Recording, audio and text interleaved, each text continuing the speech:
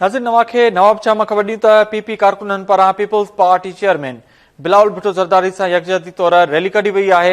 परॾेही वज़ीर बिलावल भुट्टो जी हिमायत में निकितल रैली प्रेस क्लब पति मोदी ख़िलाफ़ एहतजाज कयो वियो, नारेबाज़ी कई वई आहे।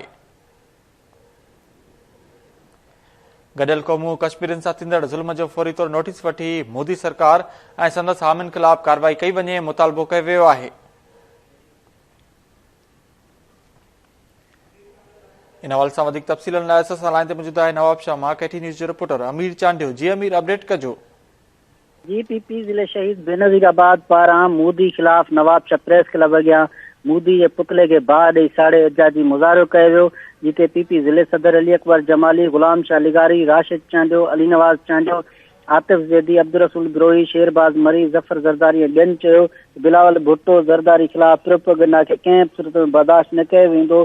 बिलावल भुट्टो ज़रदारी अक़वाम मुत्तहिदा में मोदी सरकार खे हक़ीक़त ते ॿधी आइनो ॾेखारियो आहे, जंहिंखां पोइ भारत जो असुलु चेहरो पूरी दुनिया जे साम्हूं अची वियो आहे।